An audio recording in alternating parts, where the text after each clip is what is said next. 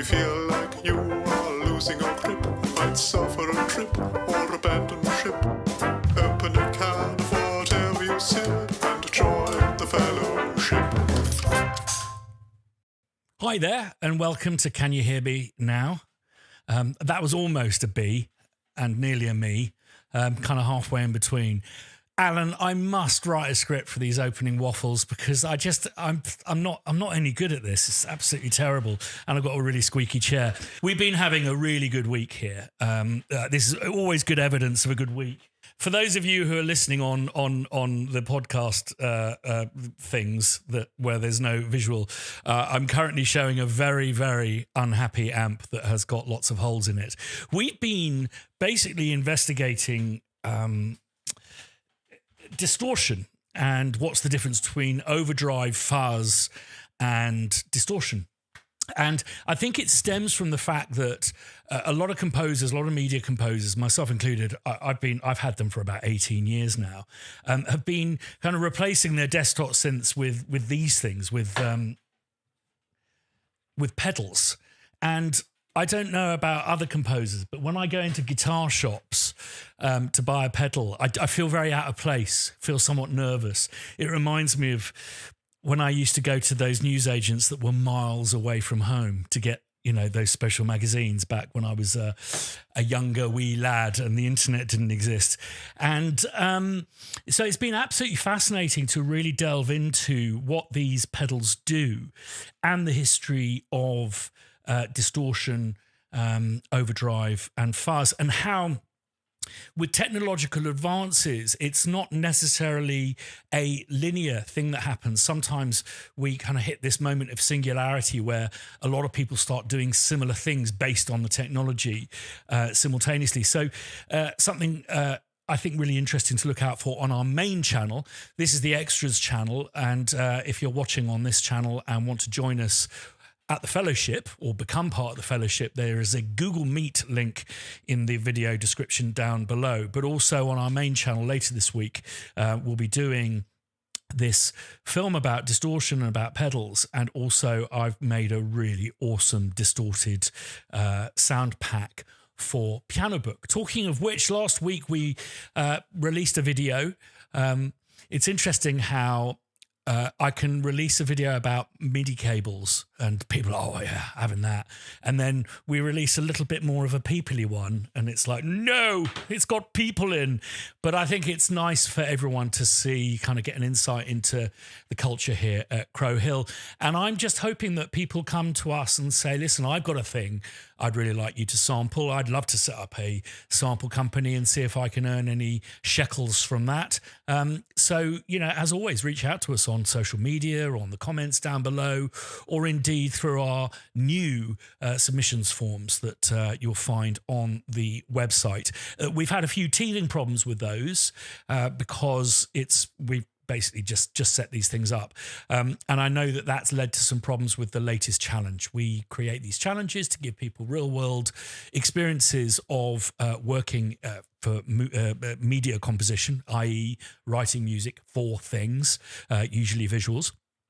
And I think what needs to be done is a bit of clarification. It's been a really busy week this week, but tomorrow morning I'm going to make a little video. We'll probably stick it up on this channel, the Extras channel, to talk about what we're looking for, how to approach it, how to load stuff into, certainly I can show you how to load it into Logic, and how to use the submission form. And for those of you who've tried to submit stuff, yes, there was a cap of 25 megabytes, which is no use to man nor beast because the thing that we've asked you to download is 200 megabytes. So apologies for that, but we are fixing it.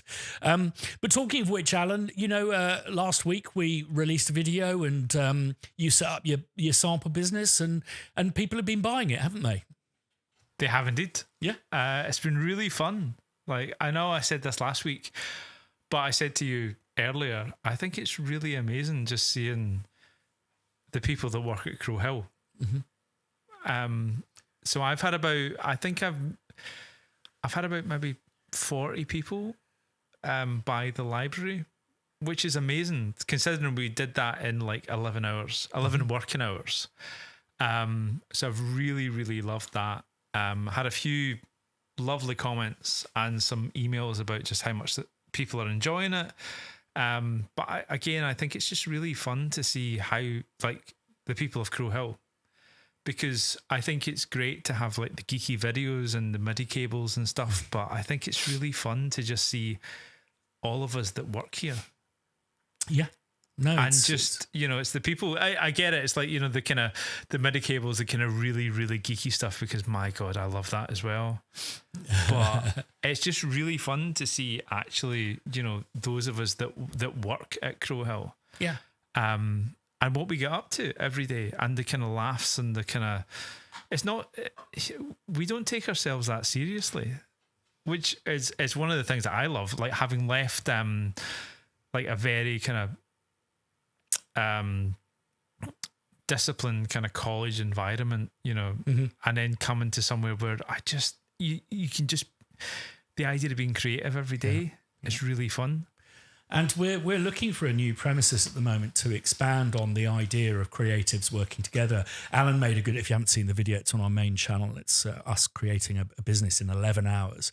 And Alan makes a really good point that creatives really, we're not designed to work alone. It's become a thing, you know, over the last 20 years with the computerization of music and the kind of explosion of bedroom producers, as they're referred to. But I think that it also results in people being isolated, which is never good for any human being. And, you know, talking of which, sorry, Alan, just one sec.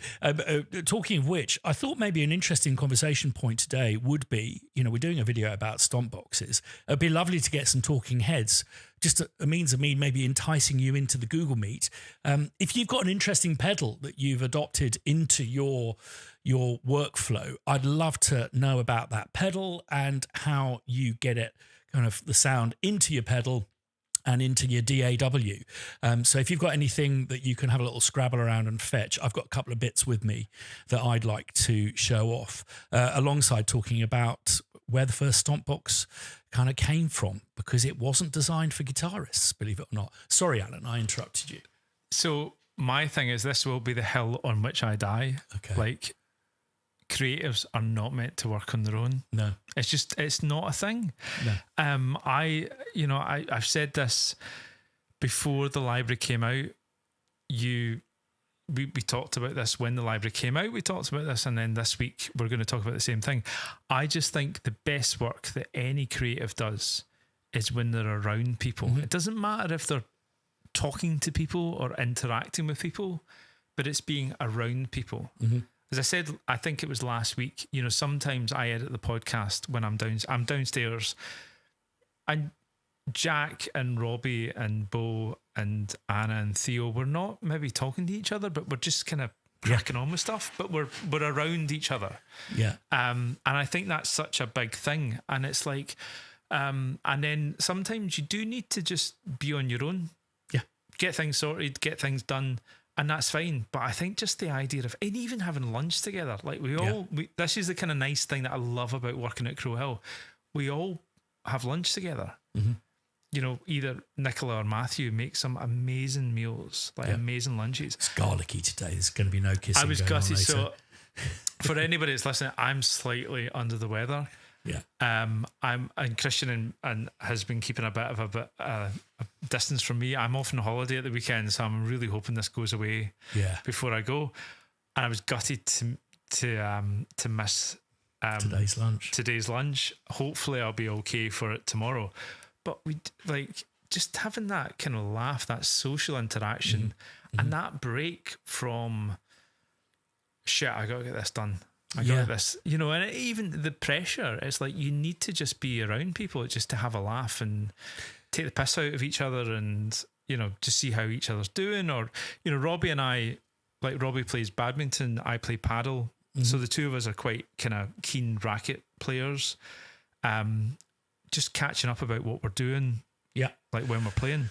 Well, I think that it could be an interesting talking point today as well, talking about, you know, how we feel about isolated working. I think it's difficult to remain right-sized when you're working on your own. Problems become bigger than they are. And I think that a problem shared is a problem aired. And I very much have experienced that. And that's why I was so keen when we set up Crow Hill nearly 2 years ago, which is going to be my next point, to create this kind of creative hub. And I think that we will be expanding on that. More news soon. So talking of which, it's our 2-year anniversary coming up. Any ideas for that? Do share that with us. But it's been a really wild, sometimes rocky road. There's been lots of surprises. Setting up Crow Hill. You know, I think one of the presumptions I had was that it was going to be the same as 18 years ago when I set up Spitfire. It's not. The landscape has changed and stuff. And I think also our emphasis has changed. And I think that we really value the sense of community. And again, this ability to kind of bring people out of isolation. And, you know, where remote working is concerned and, places of work and stuff, I think history will show that there was this weird period where people thought that was a good idea. And I think that people are really, really going to suffer and not move on as creatives. And we sat around today just talking about stomp boxes and the history of distortion and stuff like that. We've got 2 videographers here that you'd think would be like in competition and gunning for work. You know, sometimes Jack will do the camera work and Robbie will edit and vice versa. And we learn so much from each other every day. And also what's great is you bring stuff in, go like, oh, have you seen this? And have you seen that? So it's just something that very much want to talk about, you know, where the future of Crow Hill's concerned. I think it's really interesting looking at the developments of like the AI thing with particular attention to Sora. And I think that technology companies are going to have a real struggle on their hands to not let the internet eat itself, literally. If you can create 20,000 different versions of Star Wars with your favorite porn stars in the lead roles, and, you know, make a couple of £100 of it, and you live in, you know, on the Indian subcontinent where the cost of living is so much lower, then why wouldn't you? So I fear for platforms like YouTube, which I do think have a very culturally important. And I think that I'd like to think that Crow Hill is going in the right direction, which is relying on a website, a place to come, a hub with resources, a forum, a closed network of people where everyone's welcome. So that's the idea there. So 2-year anniversary of Crow Hill coming up. Keep an eye on our socials. Join the mailing list. We really, really try not to spam people. Yes, we will let you know when we release something new, but also there's lots of information about stuff like blag sheets, new one of those coming out this week, stomp boxes, and stuff like resources and challenges and all of those kinds of stuff. Also, keep in your diary the winter solstice walk, which we're going to be organising, and wanting to try and maybe organise some special treats this time. So we'll get an Eventbrite thing that you can RSVP to up over this next week. Again, keep an eye on our mailing list. Keep an eye on our hub. It changes every week. We're putting new posts up there. I've just discovered we talked about this actually on last week's podcast, my favourite documentary about 20th century music, The Sound and the Fury. I actually found it, and it's just absolutely phenomenal documentary, three 1 hours, and that's now up on our hub. Really worth checking out. Will, I hope, it certainly did for me, change your view towards the scratchy, difficult to listen to music, and how whilst not particularly pleasant on the ears, it was a necessary thing that we had to go through in order for us all to discover artistic freedom, but also to remind us of the turmoil and the violence and the death that occurred in that horrific century, and what that produced culturally as a narrative of that. Tomorrow we're releasing something that I think is going to be really useful for fellow media composers. Very excited about this one. So often we release stuff that's kind of funky and weird. This one is a really practical solution, but it's got a lot of humanity and grit in it, and it features cellos. So keep an eye on Crow Hill tomorrow. And also, with this new video, there will be a new piano book pack. So exciting stuff there. There's a couple of talking points there. Do you have a pedal that that you like using, a little secret weapon pedal, and how do you get it into your computerificator? And also, how do we feel about isolated working? Do we feel that it's productive, or that it's counterproductive, or it's bad for your health or good for your health? At the minute, we've only got about 2 people waiting to get in. Yeah, but let's see how Iago's doing. I can see that Iago's waiting to get in. So, yeah, come and join us on the fellowship on our Google Meet, and tell us about any pedals that you have. Iago, how are you, sir? You all right? Yes, I guess you can hear me. Yeah, how are you doing? Oh, yeah, I'm fine. First day in the couple of weeks before that, I'm really easy at work this week, so I could come on and talk to you guys. Yeah, nice. Brilliant stuff. Everything nice. How is Brazil at this time of year? It's getting hotter, like really, really hotter. But for what I concern, I basically live in an air-conditioned unit, so there's not much of a problem there anyway. But it's very, very hot. Yeah. Of course, because you're on the other side of the world, so you're moving into summer. Exactly. We have like the hottest and difficultest to say at least. They are the next 3 months. So October, November, December, they start getting hotter. As soon as you go past the 25th of December, it starts getting colder again, slowly. So that's the way it goes for us down there. Yeah. Brilliant stuff. And have you been busy recording lots of stuff? Yeah. Actually, I got my first big feature film, like goes to cinemas and everything. Yeah. Really, really nice. Really, really happy. Really nice to do this, which like it was interesting for me because I was used to do this kind of medium to small work. So I had to do everything. I had to mix the film. I had to make the soundtracks. I had to, so, but now we have teams for everything. The director of photography and everything, they talk to me. They, you know the drill because you're a very good guy at doing this. But I just got my first big film, and it's going to be completed in the 22nd of this month, I guess. Hope everyone delivers the files in the time they need to. So that's how it goes. And it has been a blast to work with different minds in this aspect for me. I am always a band guy that records bands and making this shift to movies, being believed on to carry an entire mix of a movie forwards, for me, is like a delight.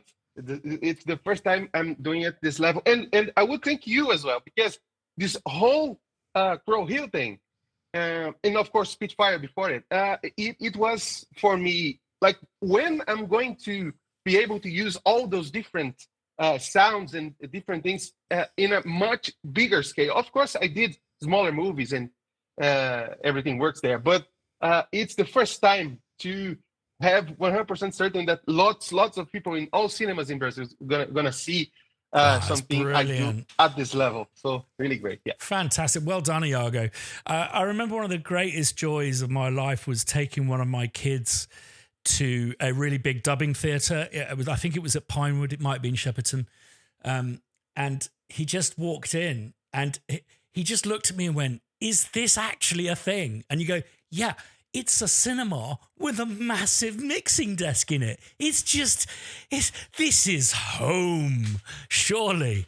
No, that's wonderful news. And it's been really interesting actually for me. And I know it sounds ridiculous after like nearly 30 years of working as a media composer. It's been fascinating for me, us adding a little bit of music to our videos and how it propels things and how it helps you understand the kind of feelings involved behind the stuff that we're saying and stuff. So incredibly powerful.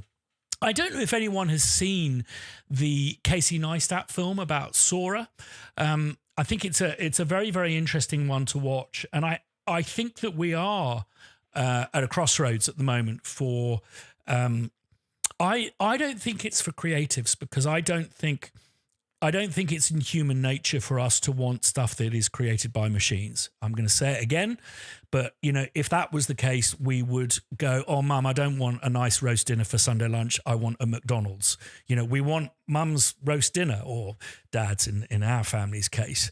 And I just don't think there is a demand for us to have machine-made creative stuff. We've all been to hotels and looked at those kind of paintings that are on the wall that just are shit and do nothing for your soul. But I think the Sora thing presents a very interesting thing where the internet is concerned, is just the simple volume of stuff that I think is going to be created with this stuff. If you can create a version of I don't know, Ferris Bueller's Day Off, but with, your favorite MMA wrestling star in the lead role, and you can make that in 20 seconds, what's going to stop people doing it? And I think the internet is potentially going to go through a bit of a Terminator moment when it's just it's content made by machines and consumed by machines. And I just wondered if anyone had any thoughts on that. For those of you new to the Google Meet, just stick your hands up, and it'd be interesting to hear your thoughts on that. And if you've got any pedals that are in your secret arsenal, if you want to keep it a little bit lighter. Ellery, how are you? I'm good, thanks. Been a busy old time. So no pedals. I got none of those. I wouldn't know what to do with them. But I have a thought on the AI stuff, right? And my thought is this, and it's echoes what I heard someone say, and that is that AI doesn't have a point of view. So from when creating anything, it doesn't have, it's not coming from an experience, a lived experience, or emotions, or anything like that. And so it's not real. Like a real, because music is an expression, isn't it? It reflects what we feel, and whatever that may be. So, yep, that's what I think. Thank you, Ellery. It's a really valid point. I had a wonderful, really, really it makes me tearful just thinking about it. I had a wonderful experience as a parent. When my kids were a little bit younger, they consumed a lot of the shit that was on tablets. Just watching kids open boxes of toys. It wasn't that bothered me. It was the fucking music that played over the top. It was like they're being fed a diet of McDonald's for the ears. It's just absolutely horrific stuff. And then this thing called Stranger Things happened. And they were way too young to watch it, but fuck it. They watched Stranger Things, and it was like witnessing art finding them. And it was like someone flicked a switch. From that moment on, they only wanted the good stuff. And they wouldn't have been able to articulate why they had that kind of paradigm shift in their taste. But I suspect it's just because it makes you feel. And it's that thing. I mean, just actually thinking about that story has given me a frisson, which is the French word for the thing where your hairs go up on end. And I don't think AI will be capable of that. I also, Ellery, like you, read a fantastic paper about AI would never invent hip hop because it's a nonsensical non sequitur where music is concerned. There was nothing before that point that would suggest that you should take little moments from records and mash them together and talk in rhythmically over the top. And it was interesting, Joe Rogan the other day, I saw one of his shorts. I used to be a fan of his. He's become a bit politicized for me. But I saw one of his shorts came up and he was listening to this AI music. He was going, I'd listen to that. I really like it. If you want, some Neil Young, but some new songs by Neil Young. And it's just like, you're just talking about regurgitation. You're not talking about things developing. And for me, the definition of art is something that makes you feel or think differently than you did before experiencing that art. And it is simply, it is counter to how machine learning works. Machine learning is about studying algorithms, consensus, and what people enjoy. And as Noel Gallagher said, I'd never ask people what they want from my music because they're all a bunch of idiots. He's not a very nice guy, but There we go. That's my contribution. Iago, save me. I have some things that I prepared to say. So about the situation on AI at first, I have a guess that of all of human content is going to have a leaning on being more premium. So we're going to have this AI slotting, basically, where everything is there, it's accessible, it works on some kinds of works and situations, but they probably will be free or almost nothing. But we as artists, we have an opportunity there to detach ourselves from all this AI slop mess and sell us as a group as, okay, we are humans doing stuff. Don't you want to connect with me to see what I do in my daily basis, or in the sense of playing, inventing, creating, and everything? And I think this it's a sociological experiment being done in a global level. That's my thinking. All right. And about the pedal stores, sadly, I'm not at home because I have all my pedals right by myself. I'm at the company today. But there's some honorable mentions I want to give you guys. There's a guy that lives near me, like 4 streets behind my street. He makes for me, it's the best fuzz that's ever made in Brazil. Is the craquinho fuzz. It's just it's like crack cocaine, stone in the form of a pedal. Oh, right. It's a joke, okay? All right. So the thing is, he sells this. It puts 30 units and it's sold out. Put 30 units and it's sold out every time. It's very funny. He's a great guy, and the pedal is amazing. It just melts the sound of the guitar, and everything sounds incredible. Never seen a fuzz like that. I don't know how he does it, but I knew that he only gonna do 30 more. So if you guys want to get a hold of it, sadly there will be only 30 more in the next few months. I can put his links after I speak here. Also, Winter Labs, they make a pedal called Picuman, which is also amazing. Very, very hard distortion, and it morphs into a fuzz with a big knob made of woods. Really, really nice. And also, Analog Heroes, a guy doing proper DIs. I know it's not a pedal, but proper DIs with big transformers and a really amazing sound to be used on basses. Like, it's my favorite DI for bass now. It's amazing.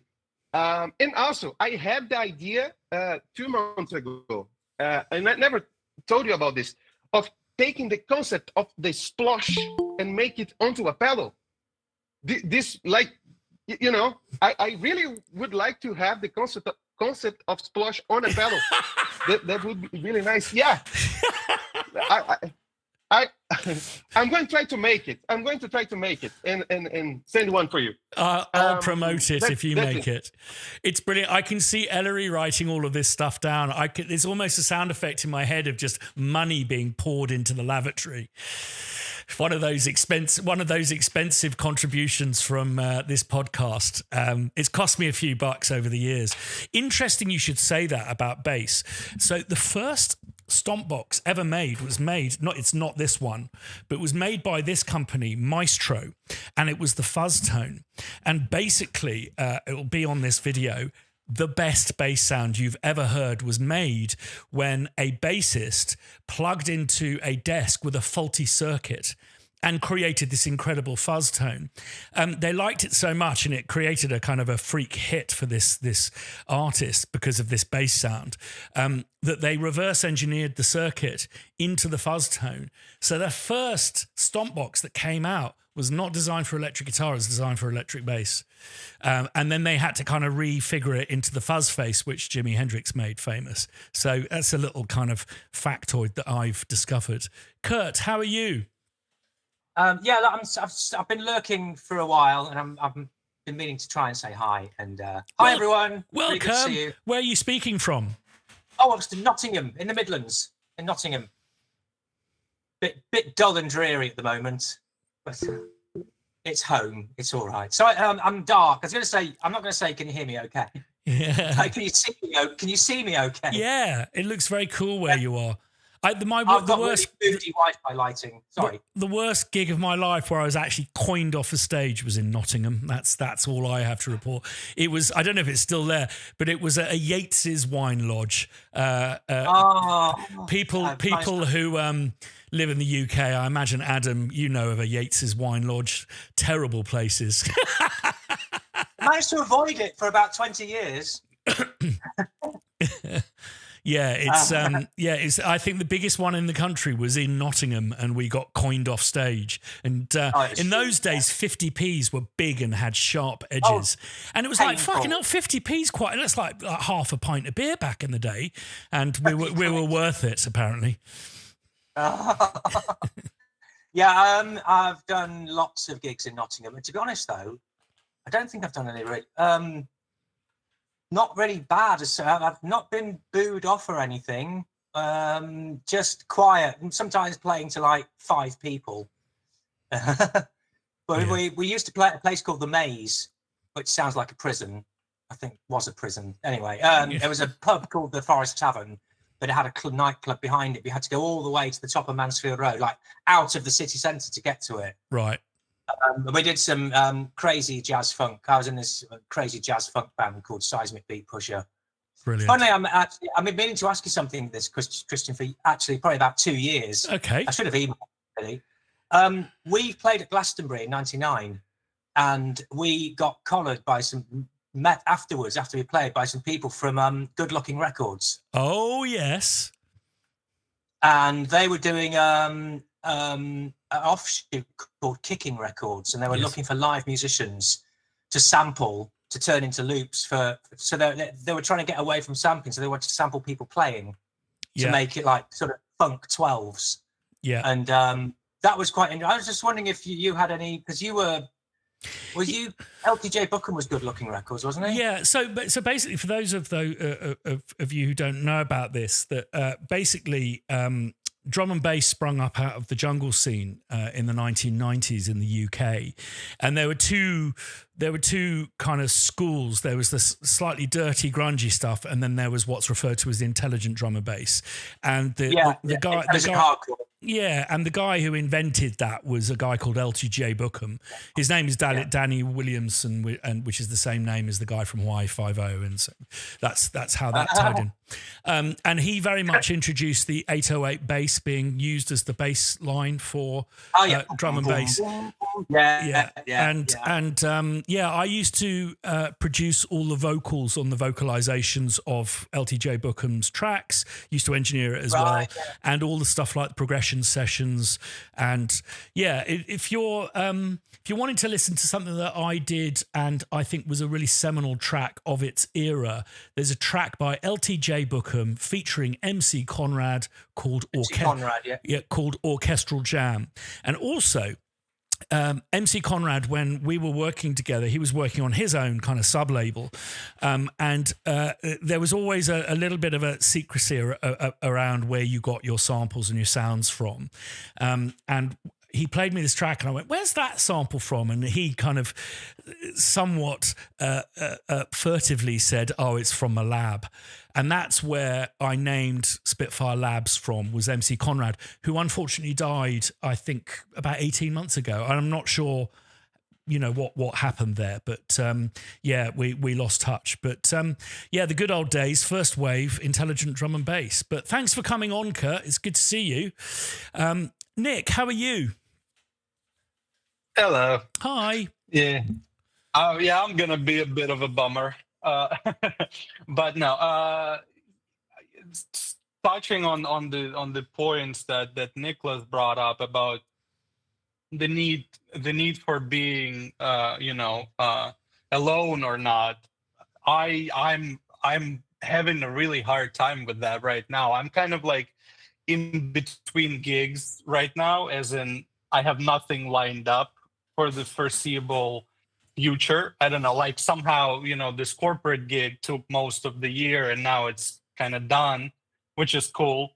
But like there is nothing on the horizon, at least immediately. And I'm kind of going a little bit crazy. because like I'm getting sort of this cabin fever where I'm not like, I don't feel like I'm a good self-starter in terms of like doing anything creative in a vacuum. Like, because what I end up with just this choice paralysis, as it were, you know, like, because I have all these toys, I have all these guitars and pedals, obviously, and then all the libraries under the sun, you know, and like and then I end up doing nothing much with any of it, unless it's for a purpose. Be it like, you know, I met this guy who I've been a huge fan of, this Ukrainian singer, and when he came in and he actually stayed with me and we wrote songs together, and that was such a breath of fresh air for me. Like that sort of that exchange really kind of fed my creative juices. You know, I could go all day like trying stuff, you know, changing bass lines and shit like that. And like now when I'm like, I don't have a gig lined up, I'm like, I'm driving myself nuts a little bit. And I'm trying to figure out a way out of it, or rather around it, maybe. I don't know. I mean, I'm a social person. I don't drink either, but I do go out and we do like trivia nights and such, you know, so that at least takes my mind of things once in a while. But question is, I guess, like, what do you guys do when you sort of, you know, when you're not busy? You know, I'm not like too worried about, you know, the financial aspect of it, but the lack of this creative exchange is what kind of drives me nuts. Nick, I have some really strong feelings about this. So if you don't mind, I'd like to start. Oh, absolutely. Go ahead. Yeah, Nick, I totally relate to you. I mean, I don't know if you have it, but I have this weird thing that the minute there's something really weird that if you're a media composer, you stop work, it's very sudden. It's like falling off a cliff. It's like, and also you get crunch, it gets faster, stress, boom. And you never hear from those, you never speak to that post-production supervisor ever again. It's really disconcerting. And the minute that I finish projects, I used to feel that I'd immediately forgotten everything that I'd learned and everything that I do. And I will literally, the next job I do, I will have to learn from day one how to do my job again, which is, of course, fucking preposterous. I can promise you, because I can tell by looking at you that I'm older than you, Nick, I can promise you the one regret you will have when you get your next job is not resting, recuperating, and taking time off away from your... I would consider this time as work. And what you need to do personally, because I think you'll regret not doing it, is replenish your cultural fuel and your experiences and feel rested. I think that I just totally relate that I would sleep less when I wasn't working. I would sit in the studio stewing. And as a consequence, when the work came in, I would feel so kind of resentful to how exhausted and tired and how I never got a break and how everything was mounting up on me.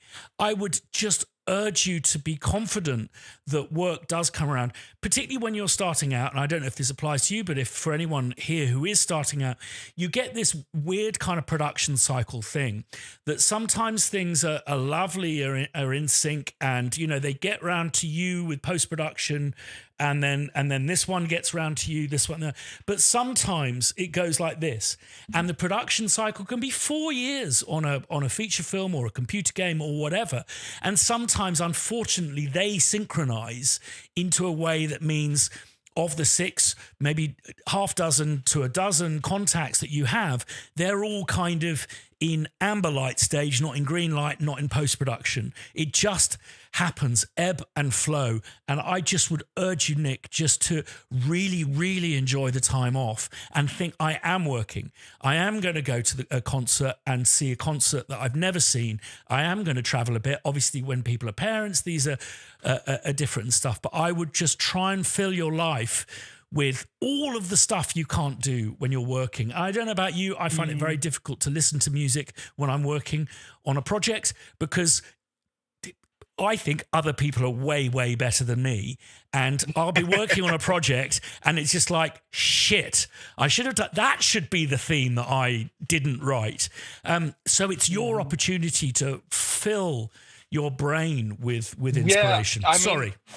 This, you hit it right. You hit it right on the head there, Christian, because like, that's exactly I'm exhausted. Like I'm physically and emotionally exhausted from the nothing, from the stewing, from the sort of the existential dread that I feel. And I figured, like, talk to my wife, and she brought up a thing like, you just do health, focus on health, like walk around and like exercise and shit, like, and I figured like that's one thing I'm doing for sure. And obviously like the social aspects help and all of that. So yeah, I appreciate that very much. This is very good, and it's like you specifically were answering my question word for word. Only because that was yeah. Only because I've been through it, and I can just. It's that thing of, I think one of the hardest things to empathize with is your future self. And I just promise you will regret. And the thing is, if you have a great time and have a great period where you do nourish yourself and you do get yourself back to health or whatever it is, then I feel that you will, the next time a quiet period is coming, you will look forward to it, not dread it. But I don't know about everyone here, and I just, please put your hands up. I invite people to contribute. When I step away from work, I think it only lasts for about two weeks. But I get an ache in the pit of my stomach, a sense of guilt, a sense of failure, and this is just poor mental health. This is just overdoing it. And just remember, HALT: hungry, angry, lonely, tired. These are all the things that you can immediately do stuff about. But just have a sleep in and go and watch some great films or whatever, Nick. Alan, I could watch the Bicycle Thieves again or something. Exactly. Or do what I did. I just went through Demi Moore's career. Fuck me, she's done some terrible films. But Alan, our producer's got something to add to this. So Nick, I was in a kind of similar position. Like I was just burnt out about over a year ago. I'd been slightly different, like not as a media composer, but as a teacher. So, and I got to that point where I was done. Like I just couldn't, I was kind of like, I needed a break. And I just left and decided to kind of like pursue the kind of freelance career again. And I agree with Christian. It's like, I think my thing is, it's like I've had to readjust to the whole not having the kind of regular job. But when the kind of breaks come in, I've actually started to really enjoy it because I've been so conditioned to having just like full-time work all the time. Yeah. So when the kind of break comes in, so I'm off on holiday. Like I said, I kind of joked earlier, like I'm off on holiday on Saturday. Bloody part-timers. I know. I love it. That's the first time I've been able to it's literally like since going freelance again, this is the kind of time that I've actually been able to enjoy just time off. Yeah. And recharge. And as I said earlier, and I play a lot of paddle. Like, that was something that I took up about 2 years ago. And that's what I'm going to Malaga. I'm going off to Spain to play paddle in like 25 degrees, which I'm really looking forward to. And I think just having that little bit of a break to go away and recharge, which has been really difficult actually to have that time where you're not actually earning money. But also it's about recharging yourself to then get back into that freelance world and giving your best to your client, whoever the client may be. And that's what I've felt like. I felt that I've done my best work since being able to actually kind of recharge at certain points. Yeah, I absolutely agree, Alan. Not like I mean, it's like and it's like that's something I've never been able to do when I was like in teaching, because it was, you had your holidays defined by the place that you worked for. They're good holidays, but you knew when they were coming. Now I'm just like, I need a break. Yeah, I'm going away take for it. a week. I'll Yeah. come back and I'll be a better person, a producer, better musician, better whatever when I come back. And I can't wait for that. And I'm looking forward to the holiday, but I'm also looking forward to just the kind of excitement when I come back. Yeah. So yeah, I hope that, for me, Nick, I hope that helps. Absolutely. Yeah. Thank you so much, Alan. I think, one other thing that does my head in, and I think it's a big cause of this anxiety and this pit in the stomach thing, is this Instagram effect, where you scroll through a feed and everybody's doing everything, and to your brain, because it's the lizard brain, it hasn't evolved to realize that this is people in different parts of the world doing things at different times, in different circumstances. Some project might have taken 10 years to complete. Something was done yesterday, yada, yada. I think your brain just thinks everybody, or whatever, this one thing that shows me everything is busy all the time, and I should be too. And this sort of creates this cognitive dissonance that feeds that anxiety cycle. You know what I mean? Like, at least for me, it does. Oh, yeah. So 100%. It's those bloody pictures of people on the Abbey Road steps. I think I should change my Instagram feed to the me having to pick up shit from my horrific little Dachshund every single morning right outside my bedroom. I should take a picture of that every morning. But you're absolutely right, and I get it. You feel there's FOMO. You feel you're not in the club, you're not in the castle anymore. It's really, really valuable points. The other way of making yourself feel a lot better is to buy loads of equipment. That's a joke. Mark, how are you doing? Hello, I'm very good. Can't really say my mic is any better, to be honest with you, because I don't have my Bluetooth headphones connected. But anyway, I actually do have a question for you, very quick, because this has been happening a lot, right? How do you manage projects? Like, and I mean this, like, so you've got a bunch of projects that you're going to be scoring, right? How do you manage them? Like, how do you manage them, if you get what I'm asking? Projects, as in like files and stuff. No, so like, say for example, you've got like a bunch of films you're working on, right? And you have to get them all out, and all the deadlines are colliding. How do you go about doing that? Because honestly, right, this year for me, that's been happening with me, and that has been stressing me out. Yeah, it is really stressful. One of the things that I really hate is when I get a phone call on my phone and I don't have the number stored, and it's someone going, "Hi, yeah, it's Nick from the cutting room," and you're like, "Which cutting room? I'm working on 3 things simultaneously here," and you don't really want to let on. I think that the most important thing is to be really, really organized with your workflow. I have these sheets that I call Sauron that really govern my time quite religiously. So for me, it's about doing spotting notes that are very, very detailed, so that you can remember what people are talking about and what's being requested of you. The minute I spot a film, I'll work out how much music needs to be written. And I'll work out with the post-production supervisor or whomever, or the music supervisor, okay, well, when do we need to deliver like the first pass or the first reel? And I'll just simply divide up my time, and that way I'll know if I'm on schedule or off.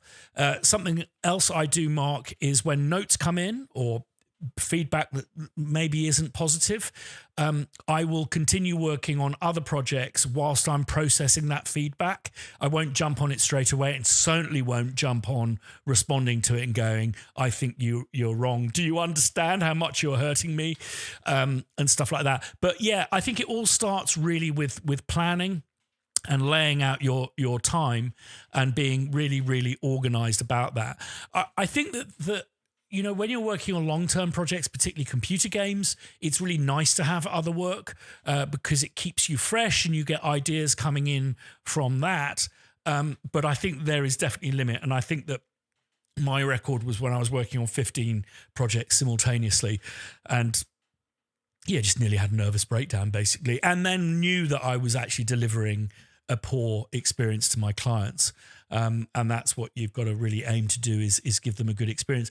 The other thing, Mark, is never, and you do have to, I think that it's a little bit like Who Wants to Be a Millionaire. You do have to think of these as lifelines, but always ask for extensions as opposed to fibbing about how much work you've done, or crunching or delivering something that is substandard. I think that is an important thing to do as well. Is if you need help, if you need a bit of extra time, it's just provided you give them really good notice. They can actually move a dub for you if need be by a day, or they can make concessions. So if you feel you're in trouble, if you feel you're struggling, work out who you can talk to say, listen, I've gone a bit behind schedule.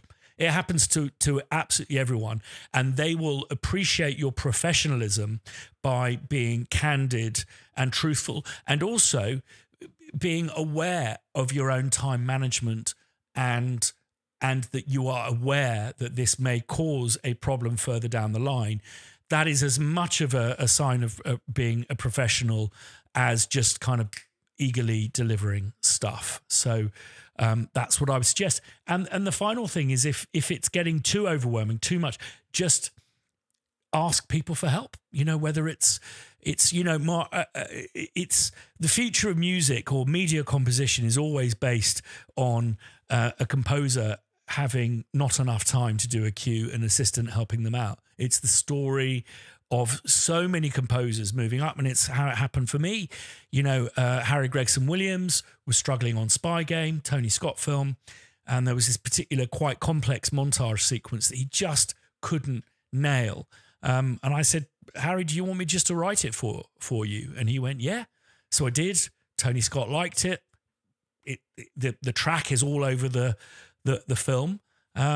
And that was a really big opening for me. So, Mark, I know that you're young and stuff, but just always ask for help. And the other thing is, is a little bit of a parting thought. If in doubt, book a musician.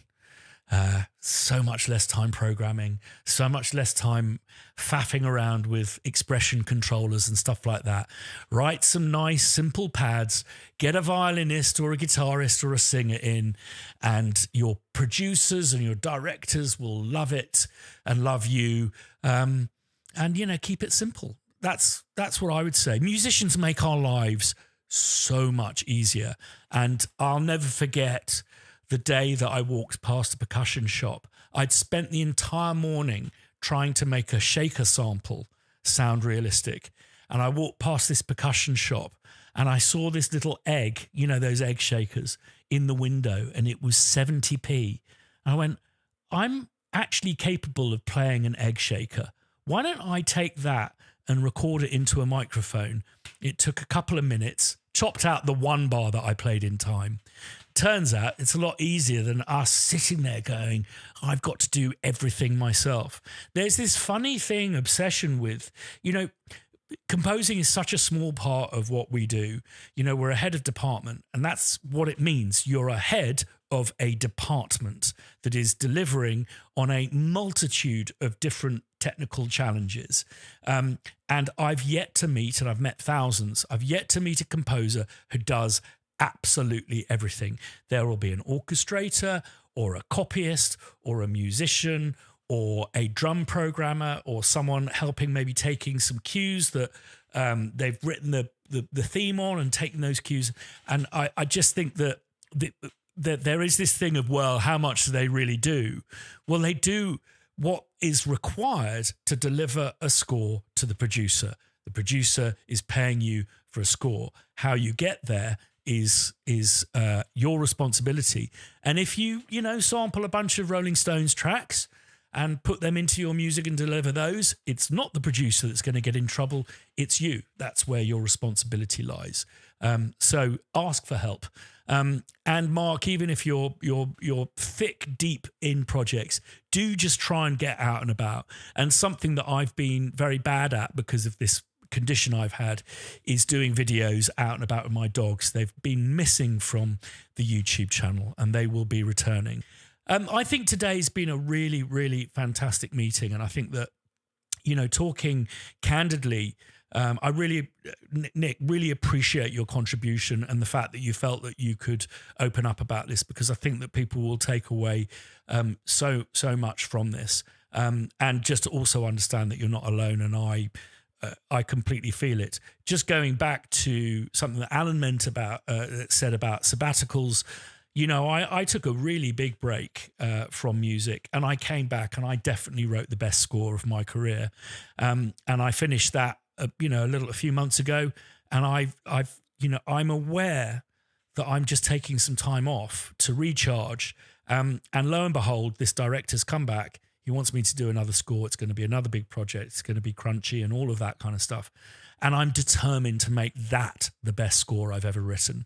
And I'm enjoying planning that and how I'm going to go and do it.